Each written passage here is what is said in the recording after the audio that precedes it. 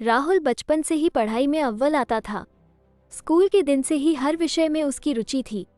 उसे पढ़ाई करना बहुत अच्छा लगता था। स्कूल से घर आते ही स्कूल में क्या पढ़ाया गया और होमवर्क में क्या करना है माँ को बताने लगता था। जैसे जैसे वो बड़ा हुआ उसने बहुत सारे सपने देखे। कभी टीचर को देखकर सोचता मैं बड़ा होकर टीचर बनूंगा, कभी रास्ते में पुलिस देखकर सोचता है पुलिस बनूंगा, हॉस्पिटल में डॉक्टर को देखकर सोचता डॉक्टर बनूंगा। इसी तरह उसके प्रतिदिन सपने बदलते रहते और पढ़ाई के प्रति उसकी रुचि बढ़ती गई।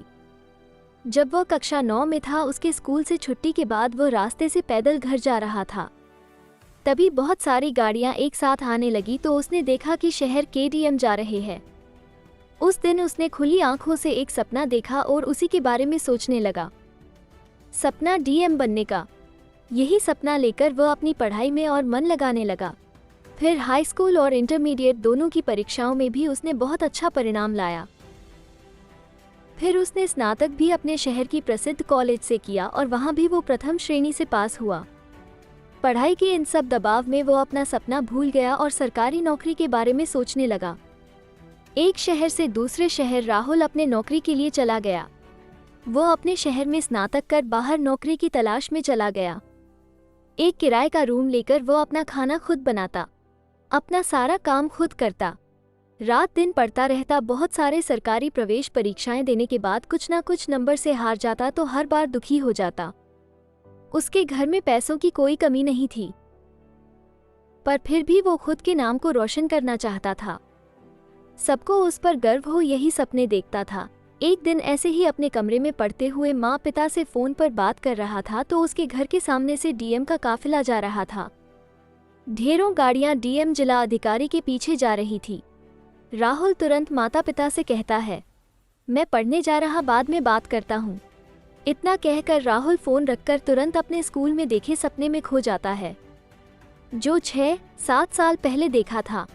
राहुल को वही सपना खुली आंखों से दिखने लगा। वो सोचता है कि मैंने बहुत दिन गंवा दिया, अब और नहीं। फिर वो डीएम का पद पाने के लिए पढ़ाई करने लगता है। वो 2 बार परीक्षा में बैठता है पर निराशा हाथ लगती है। वो थक हार के तैयारी छोड़ देता है। उसके माता पिता कहते हैं, बेटा घर आ जाओ, यहाँ कोई कमी नहीं होगी तुम्हें।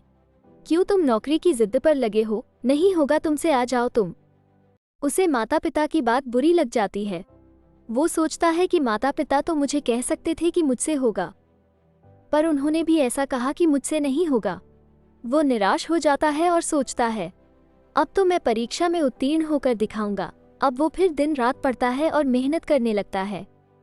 और कहते हैं, ना कठिन परिश्रम का फल देर से ही सही पर मिलता जरूर है। परिणाम में सफलता उसे मिल ही जाती है। फिर वो ट्रेनिंग के बाद जिलाधिकारी बन जाता है।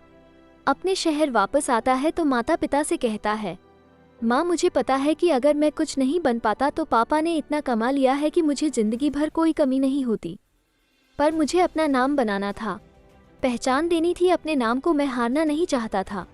ये मेरा सपना था जो आज आप दोनों के आशीर्वाद से पूरा हुआ। तब राहुल के माता पिता दोनों कहते हैं, बेटा हमने तुम्हारी आंखों में उस दिन ही पढ़ लिया था कि तुम डीएम बनने के ही सपने देखा करते हो बचपन से। और उस दिन जब हमसे बात कर रहे थे और डीएम की गाड़ियों के हॉर्न की आवाज़ सुनते ही तुमने हमारा फ़ोन काट दिया। हम समझ गए थे कि वो सपना आज फिर तुम्हारी आंखों आपके सामने है। और जब तुम्हारे 2 बार प्रयत्न करने के बाद भी जब तुम्हें असफलता मिली और तुम निराश हो गए तो हम दोनों ने सोचा कि हम दोनों तुम्हें यही कहेंगे कि तुमसे नहीं होगा, ताकि तुम्हें हमारी बात दिल में चुभे और तुम और ज़्यादा मेहनत करो, अपनी गलतियों से सीखो। और देखो बेटा, आज तुम सफल हो। आज तुम्हारे नाम से लोग सिर्फ तुम्हें नहीं हमें भी पहचानेंगे। तुमने अपना नाम बनाया, साथ ही हमारा नाम भी रोशन कर दिया। सोना भी सुंदर आभूषण तभी बनाता है जब उसे सोनार पीटता है।